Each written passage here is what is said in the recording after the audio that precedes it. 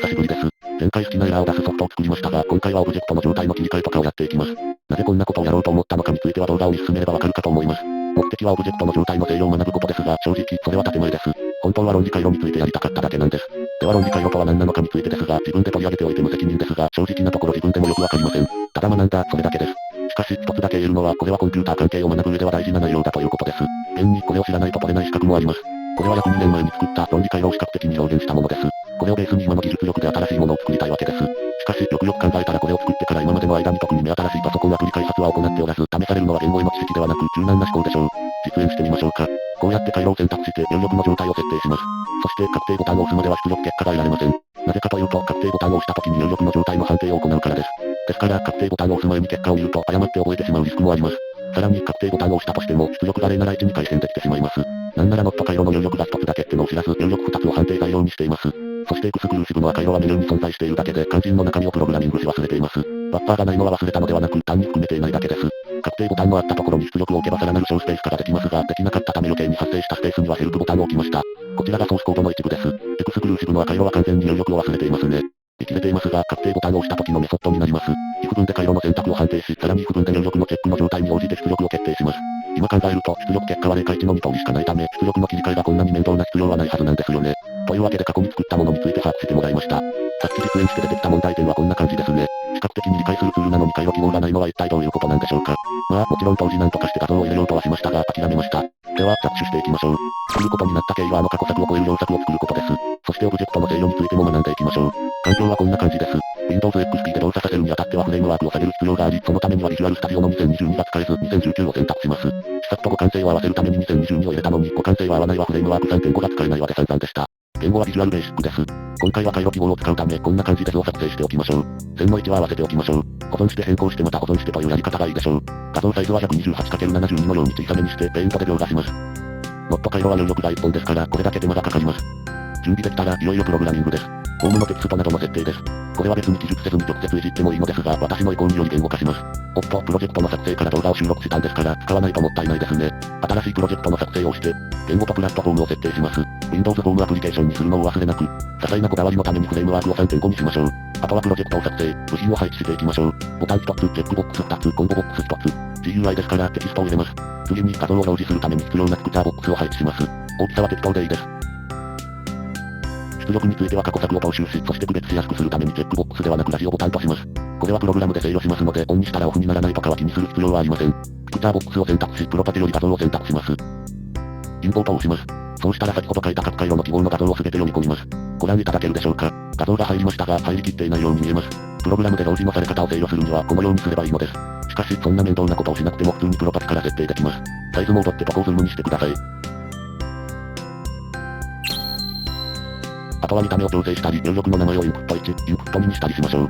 あとはひたすらプログラムを打ち込んでいくだけです。フォームの上部に表示するテキストを決めて、回路選択のコンボボックスのデフォルトのテキストを設定します。しかし名前設定と中身の入力をど忘れしていました。ここに入れたものをユーザーは選択できます。気を取り直してデフォルトのテキストを設定しましょう。お次は過去作で問題となっていた出力部分を操作できてしまう点をどうにかしましょう。今はまだ何も対策をしていないためオフになったものをオンにできてしまうのがわかります。ではどうすればいいでしょうか。例えばこんな風にしてやると、ラジオボタンが薄くなり操作を受け付けなくなりました。しかしこれだと見づらくなってしまうためあまり良い案とは言えません。意外なものを使うことで問題を解決します。こちらをご覧ください。使うのはタイマーです。タイマーと入っても時間を計るようなものとは違います。ツールボックスから適当なところに放り込んであげましょう。この中にプログラムを書いていく形になります。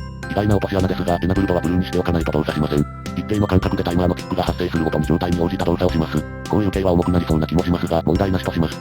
それでは中身をプログラミングしていきましょう。まずは何も回路が選択されていない状態から。その場合は回路記号を表示する必要はありませんから、スクチャーボックスを表示にしてしまいましょう。何かしら選択されている場合は表示するようにここで設定しておきます。回路が選択されている場合それぞれについて、OR 回路はどちらかまたは両方が1の時に出力が1になりますから、このように書けます。数学的にどちらかは両方という意味も持ちますので、難しく書かなくて済みますね。なお回路記号の画像はさっきインポートしたものの完全パスをコピーして貼り付ける方法を取ります。もっと簡単な方法があるのかもしれませんが、情報が見つからなかったためこうします。ここまで書けた段階で実行してみます。何も選択されていない状態では画像が出ていませんね。ここで OR 回路を選択すると画像が出てきますね。いずれかが入力された時、出力が1になるか調べてみましょう。正しく動作していますね。いらないと思いますが、ヘルプボタンを押した時に出てくるメッセージも作っておきます。続いて回路。これは両方の入力が1になった時にだけ出力が1になるようにします。さっきのプログラムの和に変更するだけですかね。何を血迷ったのか全部で入力しましたけどね。次はノット回路。これは入力を一つにし、逆の結果を返すだけの一番シンプルなものですね。ここでは一つ間違いをしています。どこが違うのか当ててみてください。実行した時にホームが隣のモニターに出てきてしまうのが何気に面倒なため、メインディスプレイを外部モニターに移します。次はノア回路。片方か両方が1の時に1を出力していた和回路に対し、その逆の結果を返します。両方が0の時に1にして、それ以外では0になるようにプログラムを組み立てます。続いてナンド回路。アンド回路の逆の結果を返します。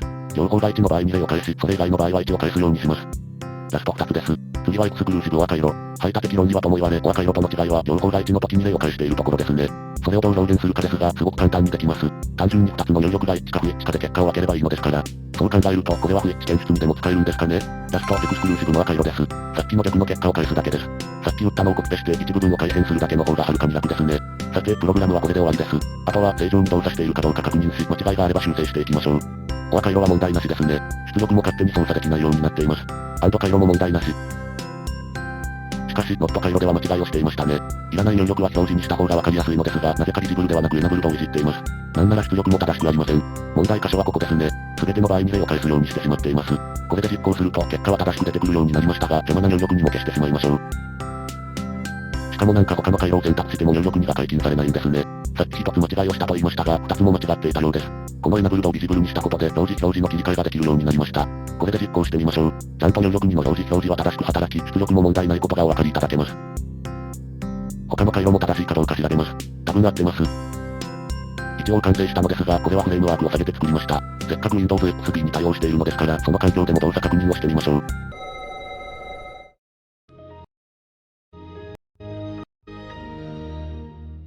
起動音が途切れ途切れになってる。まずは仮想マシンに実行ファイルを直接放り込みます。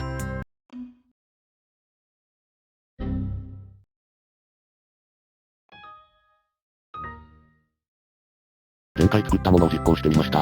いいエラー音ですね。そしてさっき出来上がったやつ。メッセージボックスは正常。しかし全てが思い通りにはいかず。問題は回路を選択した時に起こります。あの時完全パスで画像の参照先を指定し実行ファイルだけさらってきたため、そして仮想マシンを入れている USB 内に画像ファイルがある関係上、画像が読み出せません。一番大事な部分が課題点として残りましたね。なお、スロー再生してみると一瞬だけ画像が出てきているのは内緒です。まあ、それ以外はちゃんと動いているので問題なしということでよろしいですかね。